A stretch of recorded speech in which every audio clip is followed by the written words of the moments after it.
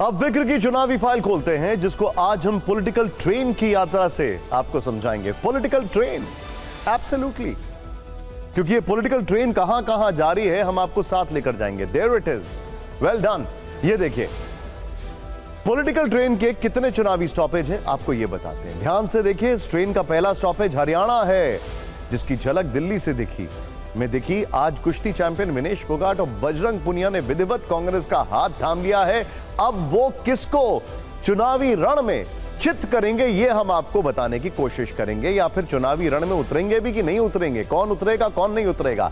इस ट्रेन का दूसरा स्टॉपेज दिल्ली से 600 किलोमीटर दूर जम्मू है, जहां पर जम्मू के लोग इसको प्यार से जम्मू भी कहते हैं। जम्मू में आज बीजेपी ने अपना मैनिफेस्टो जारी कर दिया। इन दोनों खबरों को हम विस्तार से बताएंगे, लेकिन सबसे पहले चलते हैं जम्मू कश्मीर, जहां आतंकी अफजल पर उमर अब्दुल्ला का एक बहुत बड़ा बयान आया है। अब से थोड़ी देर पहले उमर अब्दुल्ला ने अफजल गुरु पर एक विवादित बयान दिया है। उन्होंने कहा है कि मुझे नहीं लगता कि अफजल गुरु को फांसी देने से हमारा कोई मकसद हल हुआ। संसद हमले में शामिल आतंकी अफजल गुरु को 2013 में फांसी दी गई थी, तब जम्मू कश्मीर में उमर अब्दुल्ला मुख्यमंत्री थे। क्या कहा उमर अब्दुल्ला ने, जरूर सुनना चाहिए। See, my unfortunate thing was that the J&K government had nothing to do with Afzal Guru's execution. Otherwise, you would have had to do it with the permission of the state government, which I can tell you in no uncertain terms would not have been forthcoming. Why? It wouldn't have. We wouldn't have done it. I don't believe that any purpose was served by executing him. I don't.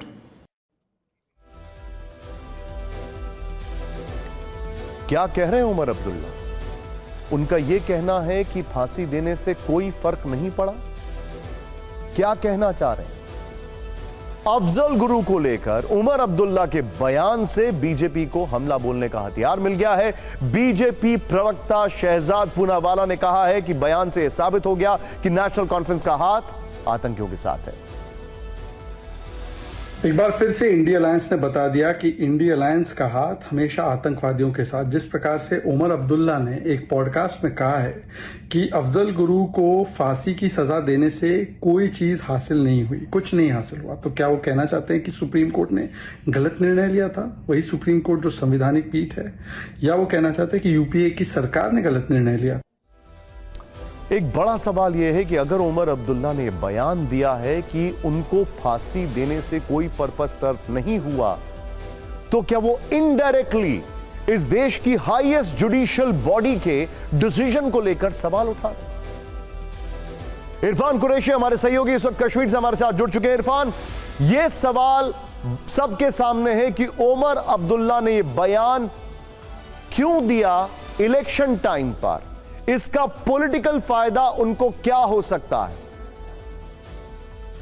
देखिए, बिल्कुल एक बहुत बड़ा बयान है और controversial भी है, लेकिन कहीं ना कहीं जिस तरह आप देख रहे हैं कि जम्मू कश्मीर में लोकसभा से लेकर असेंबली चुनाव तक कई ऐसे कैंडिडेट सामने आ रहे हैं जो कि मुख्तलिफ आरोपों में जेलों में है। और जिस तरह आपने देखा, इंजीनियर रशीद जो कि जेल में बंद है टेरर एक्टिविटीज को लेकर, उन्होंने उमर अब्दुल्ला को नॉर्थ कश्मीर में लोकसभा में हराया। और कहीं ना कहीं उमर अब्दुल्ला जानते हैं कि कश्मीर में इस समय सिंपैथी वोट्स जो है वो कहीं ना कहीं काम कर रहे हैं।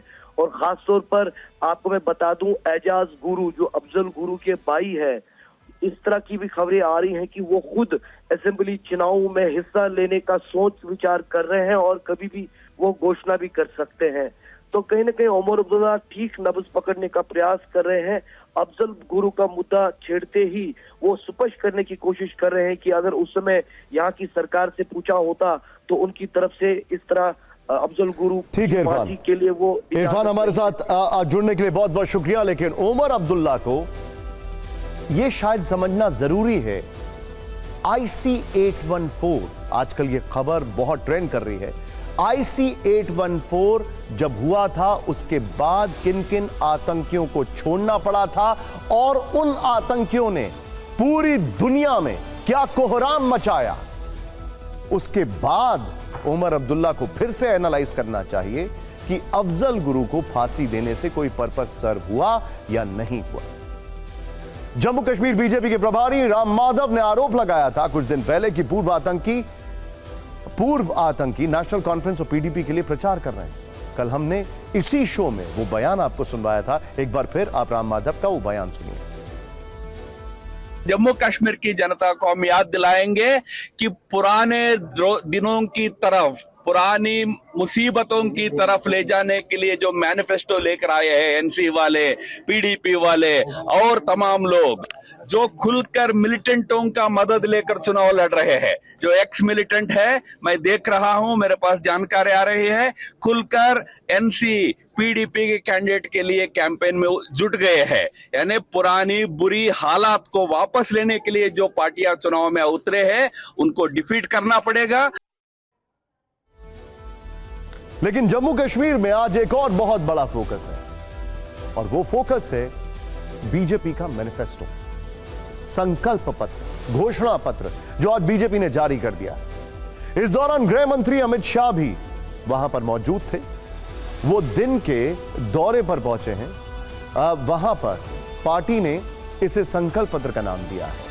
जम्मू कश्मीर के लिए पार्टी ने 25 संकल्प लिए हैं। बीजेपी के संकल्प पत्र में मुख्य वादे क्या हैं, इसे देख लेते हैं। ऋषि कश्यप योजना के तहत, ऋषि कश्यप की योजना के तहत 100 मंदिरों का जीर्णोद्धार होगा। युवाओं के लिए 5 लाख नौकरी का वादा है।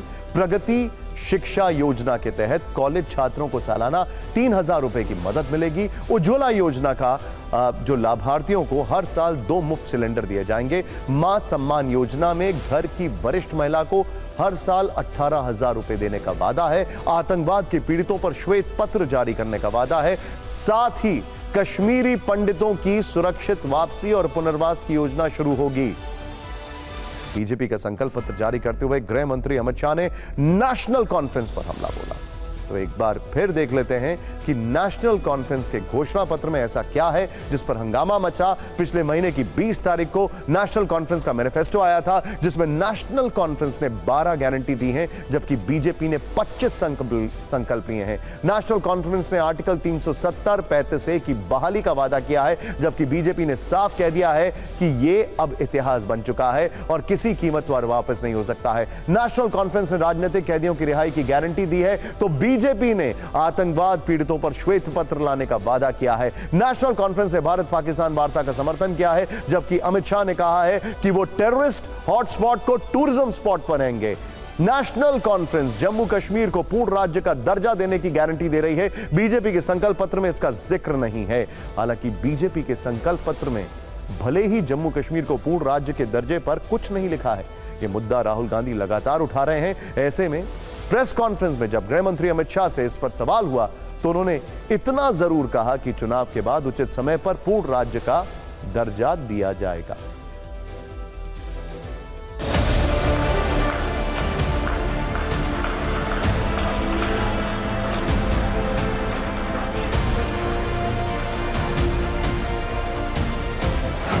हुर्रियत जैसे संगठन और हुर्रियत जैसे संगठनों के नतमस्तक होती हुई सरकारें हमने देखी थी। ये 10 साल के अंदर आज धारा 370 और 35A पास्ट बन गया है, वो हमारे संविधान का हिस्सा नहीं है।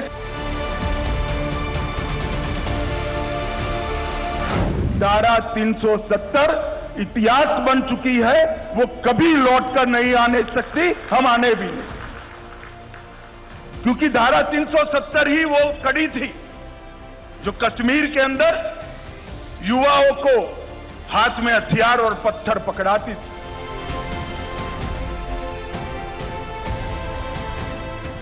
मैं ऑलरेडी पार्लियामेंट के फ्लोर पर कह चुका हूं कि हम पूर्ण राज्य का दर्जा देंगे, हमें कोई आपत्ति नहीं है। अब मांग किस चीज की कर रहे हैं?